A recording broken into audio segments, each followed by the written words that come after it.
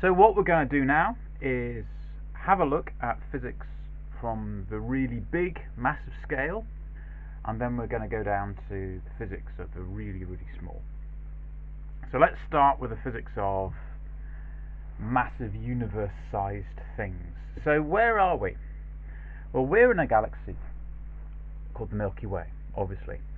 And around the outside of the Milky Way are some smaller satellite galaxies. So, for example, the Large and Small Magellanic Clouds. Then there's a big galaxy called Andromeda, which you will have heard of. And then sort of in between, which I haven't drawn on, is the Triangulum galaxy. There's a whole bunch of other smaller galaxies in our area of space. And the three big galaxies, Milky Way, Triangulum, and Andromeda, as well as all these other 50 plus smaller galaxies, is known as the local group, our local group of galaxies. Now, local groups of galaxies do tend to be formed in the same area of space, even though obviously the distance between them is unimaginably large on the human scale. In the same area of space, you do get millions of local groups. Millions of local groups of galaxies are known as a cluster. So our cluster is called the Virgo cluster. Again, millions of these clusters tend to be in the same part of the universe, and these form superclusters. And then if you have millions of superclusters, these form what the so-called universe filaments are made up. It's thought that the universe is a web-like structure, and the webs are these universe filaments, and there are unimaginably vast voids in between these filaments.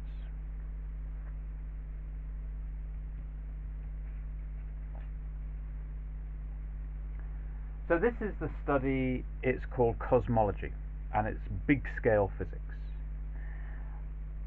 But a really key idea in cosmology is how the hell do we know how far away all this stuff is, and what's it doing?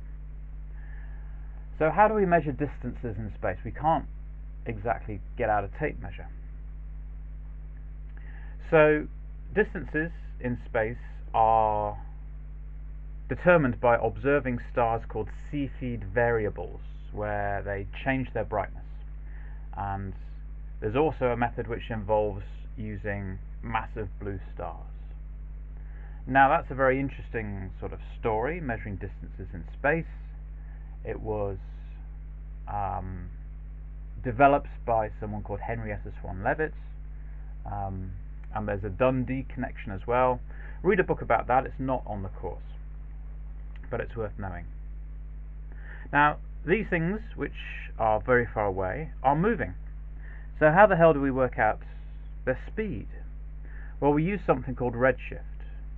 And although the distance stuff isn't on the higher syllabus, the speed stuff is on the higher syllabus.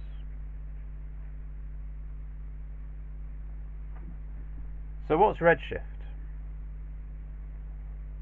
Well, think of you sitting in your garden or whatever, and a bee zooms past you, and you know yourself that the pitch of the bee's buzz changes as it approaches you and then goes away from you, and you might know this as the Doppler effect. And you'll have heard this with ambulances as well, when they approach and then go past you. Another good analogy is if you have a car and it's got a drip of oil. Now, imagine this car going away from you faster and faster and faster, and you can imagine that these droplets of oil get further and further and further away. If you like, the wavelength increases. So, as a light source goes further and further away, or as a sound source goes further and further away, fewer sound waves or fewer light waves arrive back with you per second. Think of the car. Fewer oil drops per second. So if the frequency of the waves goes down, then the pitch will go down. So this is talking about the Doppler effect with sound. If the pitch goes down, if the frequency goes down because the car's going faster and faster and faster, the wavelength goes up. So in the case of a sound, as it recedes, the wavelength gets longer, the frequency goes down, so it sounds lower pitched. In terms of light, when a light source rushes away from you, the wavelength, the distance between light crests arriving back at you gets longer and longer and longer, and we call this redshift. And here's a picture of it. When a galaxy is moving away from us, the light waves reaching us have a longer and longer wavelength. So this is a slow galaxy. These are sort of wave crests, and it goes faster and faster and faster and faster and faster. If you think of the light given out on Earth by this heated element, and then you compare light from the same heated element, but which is coming from a galaxy which is going away from us very, very, very fast, just like the car, then again, just like the length in between the oil drops from the car, the wavelength of light from this fast moving source has increased.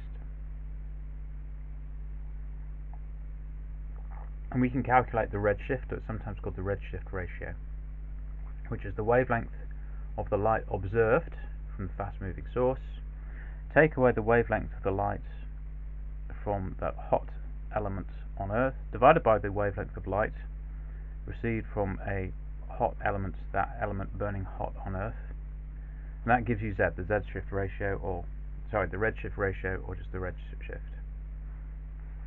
Then you can say, well, Z equals V over C. V is the recessional velocity of the galaxy, so how fast the galaxy is moving away, and C is the speed of light.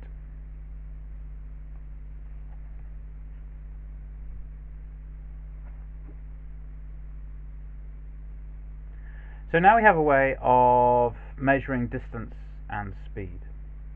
So in the 1920s, astronomers became interested in the so-called white nebulas within our own galaxy. So nebulas are clouds of dust and gas. It's where stars are formed. They're sometimes called star nurseries. But there were these supposedly rather different looking nebulas. So a lot of nebulas are great big clouds of hydrogen, dust, helium. But there were these strange nebulas that had a much more sort of white colour. And people didn't really know what they were about. So this fellow Edwin Hubble measured the distance to these white nebulas, and he found that the distance, they were way outside our galaxy. And then he measured the speed, and he found that all these so-called white nebulas were all moving away from us, and the further away, the faster they were going. So these nebulas weren't in our galaxies. In fact, they weren't nebulas. What they were other galaxies way outside the Milky Way, and they were all moving away, and the further away, the faster they were going. And what this led Hubble and us to realize was the Milky Way was not the only galaxy. All these nebulas were other galaxies, and everything was expanding, so the universe was expanding. And the idea at the time was raisin bread, a raisin bread analogy. If you imagine you are in a loaf of raisin bread cooking in the oven, it doesn't matter which raisin you call your own. When that raisin bread rises and cooks in the oven, all the other raisins, will be moving away from you, but the raisins farthest away from you will be moving away from you fastest. And so the whole fabric of the raisin bread itself is expanding, and in a very similar sort of way, Hubble realized the whole universe was expanding. He plotted a graph of the distance of these supposed white nebulas, but what he then realized were galaxies, the distance of these galaxies versus the speed they were going away, and it gave a very, very clear straight line. Now this is a y-x graph, except the y is v and the x is d. So rather than y equals mx, this is known as v, or this is v equals h0d. h0 is Hubble's constant. It's the gradient of the slope. Now from a practical exam point of view, this, because it has v in it, is often combined with the previous z formulas. There's different parts of the same question. But more importantly, what the hell is the significance of this gradient, this Hubble's constant? Hubble's constant is on the datasheet if you need it. Well, the gradient is a direct measure of the expansion rate of the universe, called Hubble's constant.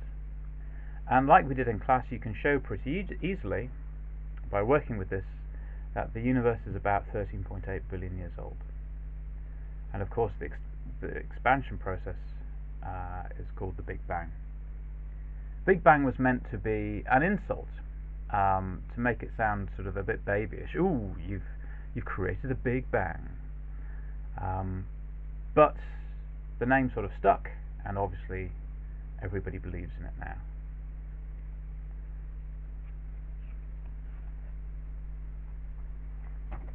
So one evidence for the Big Bang are these other galaxies moving away from us, and the further away galaxies moving away fastest.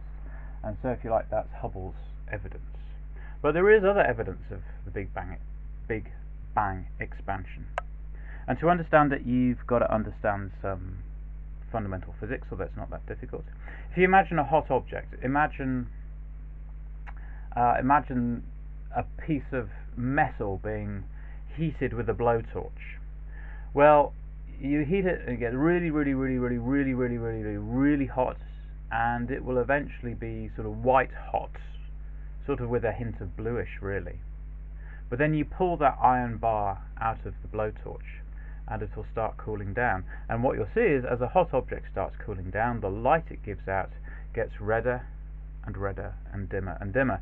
So you pull that iron bar out of a blowtorch and it'll be kind of white hot, and then it'll be gradually start cooling so it's more yellow hot, and then a more sort of orange hot, and then eventually it'll be sort of red hot. And after a while it won't even be glowing at all. It won't be giving out visible light. It'll be giving out infrared light, and certainly if you grab onto this metal bar you'll still give yourself a horrible burn, but the light it gives out won't be visible light anymore. So as a hot object cools, the light it gives out gets redder and redder and dimmer. Actually, all hot objects give out a range of light waves, so what we're talking about here is the peak wavelength or the peak color. And this is a graph, it's called a black body radiation graph. It's very important in physics, and it was this graph which sort of led to one of the reasons why quantum theory came about. We don't have time to go into it in this detail, but there's something called the ultraviolet catastrophe. So this graph, this black body radiation curve graph, led to quantum physics. Anyway, this is a graph of the light given out by hot things. So this is the brightness of the wavelengths of light given out, and these are the wavelengths of light given out. So a hot object gives out a range of wavelengths of light, but there's a peak intensity. Peak intensity is of sort of one type of wavelength. So this is a hot thing, and you see that it gives out more intense light, and there's a peak wavelength. And in the case of our hot iron bar, that might be sort of bluey wavelengths. We see it more as white because there are a whole range of colours, but sort of bluey white, I suppose.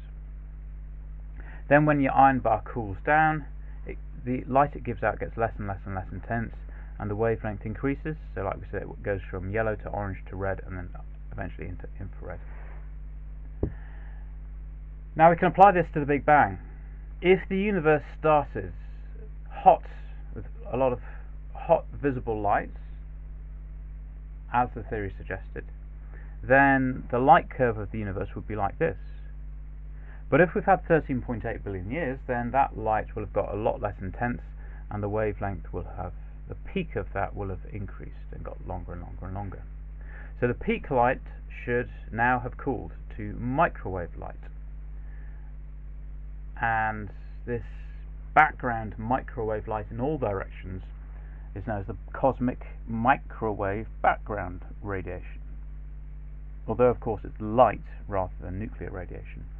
But this cosmic microwave background radiation was found, and it's really there, and it's really there still. So if you point a microwave light telescope in any direction in space, you'll get a bunch of microwave light coming in, and that's what it is. It's the cooled down light from the Big Bang. So that's another example. That's another